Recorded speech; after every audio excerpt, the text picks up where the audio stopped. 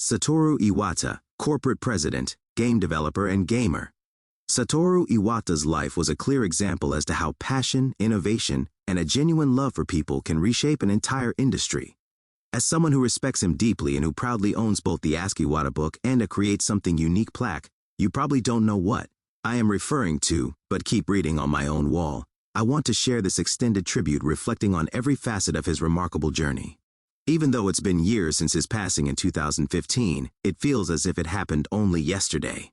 His influence continues to influence modern gaming culture, reminding us that true leadership springs from empathy, bold creativity, and the drive to bring people together.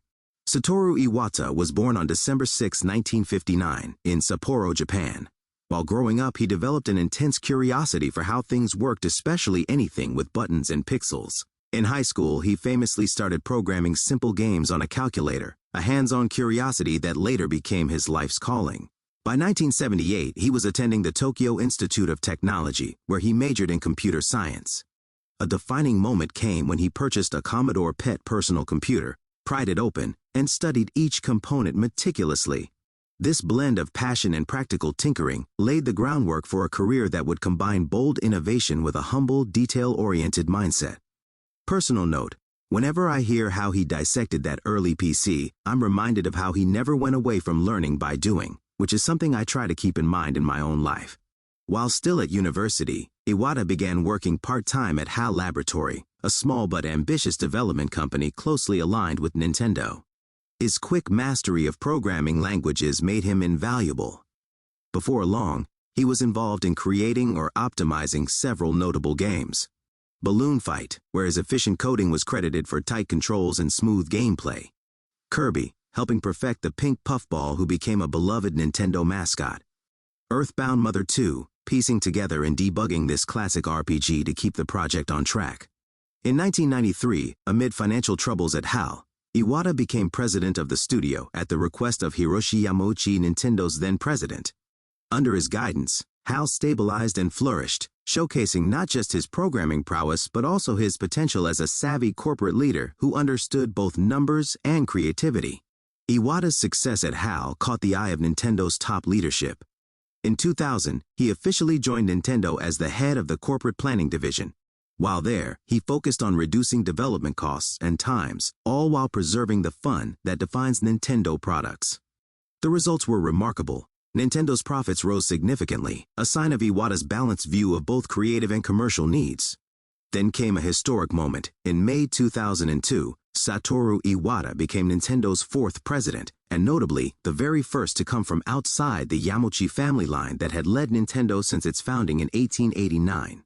Many saw this transition as a fresh start for Nintendo, a start of new ideas under a leader who was not only skilled in business but also deeply immersed in game development. One of Nintendo's guiding principles dating back to its earliest days is captured by the slogan, "Create Something Unique."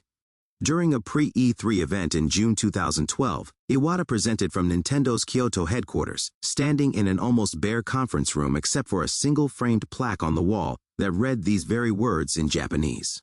He explained that this motto had long driven Nintendo to think differently and deliver experiences no one had ever seen. I, personally, am so inspired by this that I have it hung on my own wall as a daily reminder to approach every project, big or small, with a sense of originality and innovation. Iwata's own words paraphrased, "At Nintendo, we believe in creating experiences that will be perceived as unique, yet in a good way. We want people to say, 'I've never seen this before, and I love it.'" Once president, Iwata oversaw the launches of some of Nintendo's most innovative consoles. Nintendo DS 2004 introduced a dual-screen design, one being touch-sensitive, brought in both casual and veteran gamers, widening Nintendo's reach. Wii 2006 introduced motion-sensing gameplay to living rooms worldwide, inviting whole families to join. Wii Sports became a global phenomenon, bridging generational gaps and sparking countless stories of grandparents, parents, and kids bowling together in the living room. This era exemplified the meaning behind "Create Something Unique." Instead of matching competitors on raw horsepower or cutting-edge graphics, Nintendo aimed to widen the audience, often emphasizing fun over technical specs. They effectively changed the entire industry's conversation from "how can we get the best graphics" to "how can we offer the most unique, engaging experiences." Among Iwata's most memorable public moments was his 2005 Game Developers Conference GDC keynote, where he said, "On my business card, I am a corporate president. In my mind, I am a game developer, but in my heart, I am a gamer." Those three sentences perfectly captured his identity. No matter how high he rose in corporate leadership, he never forgot the thrill of holding a controller, exploring virtual worlds, and simply having fun. It's that genuine love for games and for gamers that made him so approachable and respected. Introduced in 2011, Nintendo Direct redefined how video game news could be shared. Rather than relying on press coverage or waiting for large trade shows, Iwata and other Nintendo figures spoke directly to fans in short, friendly video broadcasts. Iwata's soft-spoken tone and trademark smile turned each Direct into a cozy invitation to hear what Nintendo had cooking. Occasional cameo appearances by Reggie Fils-Aimé, Shigeru Miyamoto, and other Nintendo legends provided fun moments that fans adored. While Nintendo Directs still exist, many viewers miss the personal flair Iwata brought to them. There was a special kind of warmth, a feeling that we were being let in on secrets by a friend, not just a corporate figurehead. Despite Nintendo's successes, not every console succeeded. The Wii U, launched in 2012, struggled to capture the same magic as its predecessor.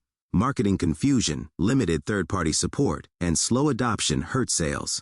Also, during the pre-E3 2012 stream, Iwata stood in that minimally furnished conference room, referencing Alone Together by Sherry Turkle. He said that modern technology, for all its convenience, can sometimes drive people apart rather than bring them together. One of Nintendo's self-imposed challenges was to combat that isolation, perhaps ironically, through gaming.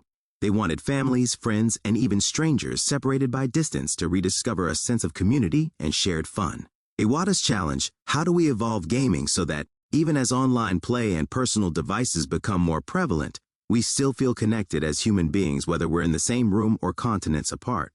This focus on togetherness extended to design choices in the Wii U, such as asymmetrical multiplayer and the off-TV play concept, intended to keep gaming flexible for group settings. Though the system didn't achieve the wild success of the Wii, its core philosophy was pure Iwata: create something unique, harnessing technology to bring people closer.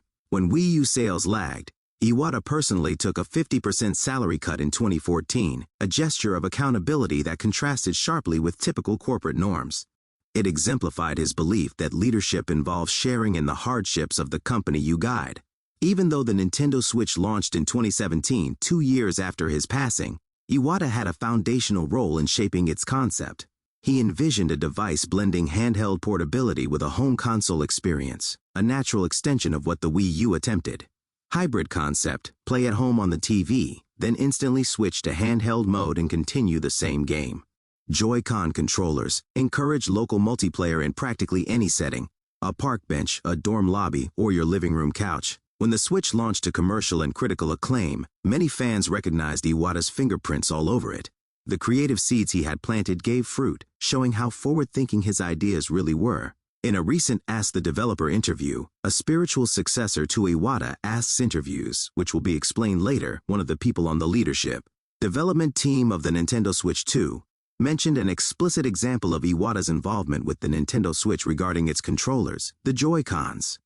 Originally, when we were developing Switch, there was the idea to attach the Joy-Con controllers to the console with magnets. Using magnets, you'd be able to attach and detach the Joy-Con controllers right away, making it easier to share them. I took the prototypes to Iwata-san, the company's president at the time, for feedback. But unfortunately, the Joy-Con controllers would wobble when attached to the console using magnets due to the weak connection. We decided to scrap the idea as we were concerned it would make customers uneasy about using the console. Instead, we adopted the rail system for Switch, which allowed for a more stable attachment. But we always wished we could make it easier to attach and detach the controllers. Satoru Iwata, former president of Nintendo, led the release of Nintendo DS and Wii, among others, as well as the development of Nintendo Switch. Worked to deliver Nintendo entertainment to as many people as possible, made appearances in Nintendo Direct presentations, and introduced products and services directly to users. Passed away in 2015. Ask the Developer Vol. 16, Nintendo Switch 2, Part 2, News, Nintendo official site. This article has been translated from the original Japanese content. This interview was conducted before the system was www.nintendo.com. Beyond games and hardware, Iwata was famous for his deep connection with fans and developers. He created a website interview series called Iwata Asks, sitting down with key game creators to chat openly about their processes, ideas, and challenges. This level of transparency was nearly unheard of for a major company president, and fans adored it. Iwata Asks, the official website for Iwata Asks, a series of revealing interviews about Nintendo games and systems. Read on for iwatasks.nintendo.com. After his passing, his wisdom was compiled into a book titled Ask Iwata, Words of Wisdom from Satoru Iwata, Nintendo's legendary CEO. It provides insight into his leadership approach, thoughts on game design, and underlying personal philosophies. I proudly own a copy. Each page feels like hearing him speak again, gently encouraging readers to never lose sight of why we create and who we create for. In 2014, Iwata announced that he needed surgery to remove a tumor in his bile duct. He briefly returned to work, still hosting Nintendo Directs and engaging with shareholders. However, his health worsened over the following months. On July 11, 2015, at just 55, Satoru Iwata passed away, devastating news for Nintendo fans and the entire gaming industry. Tributes poured in, from emotional fan art to heartfelt eulogies. Developers from all backgrounds openly mourned a leader who, in many ways, championed the soul of video games, fun, unity, and imaginative play. After almost a decade of his passing, even to this day, it can feel as if he never really left, because his spirit pervades every corner of Nintendo. Even if Nintendo doesn't directly follow his vision, Nintendo has evolved significantly since 2015, for better or for worse. New presidents and executives have introduced different approaches. Some longtime fans note the more corporate tone in announcements. Do you really think we will ever see a Nintendo president's public appearance in an announcement ever again? We will definitely never get something remotely close to the Super Smash Bros. Fight between Iwata and Reggie. Nintendo's protective stance on intellectual property has led to lawsuits that some perceive as overly aggressive.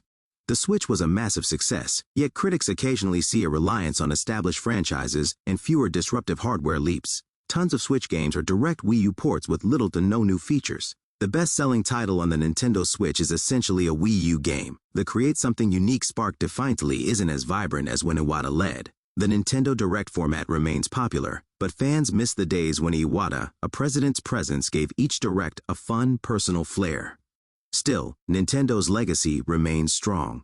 Whether unveiling new titles or celebrating anniversaries of classic franchises, the company is undeniably shaped by Iwata's core ideals, creativity, empathy, and the drive to unite people through shared joy. We should have appreciated Iwata more. It's clear just how special Satoru Iwata was. He bridged gamers and executives by carrying his game developers' heart into corporate leadership. He risked new ideas, betting on motion controls, dual screens, and hybrid gaming long before others did. He believed in the human element, describing how technology can isolate us while urging Nintendo to bring us closer. Below is the final image of Satoru Iwata, taken before an employee shareholders meeting in June 2015, just weeks before his passing. He appears soft-spoken yet optimistic, his ever-present smile reminding us that, at heart, he was always there to bring people a sense of wonder and connection. Satoru Iwata was not just a CEO or a programmer, he was an ambassador for the joy of play. His journey, starting in a humble university dorm room, disassembling computers, to becoming Nintendo's first non-Yamauchi president, embodied a belief that games are for everyone.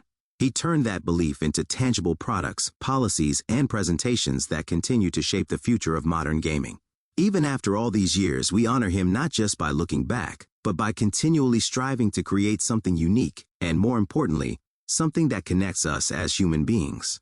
Shigeru Miyamoto, as mentioned before, made a reference to Iwata at a recent Nintendo Direct by making the famous Nintendo Direct gesture Iwata would do as part of the announcement of Nintendo Today, which is an app that Iwata definitely would have loved if he was alive, as having news directly to you was something truly important to him. It is rare to see Nintendo officially reference Iwata nowadays, but over the past few years, we have, like in the Super Mario Bros. Movie. Thank you, Mr. Iwata. You will forever remain in our hearts as the smiling leader who reminded us that gaming, at its best, is about bringing people together,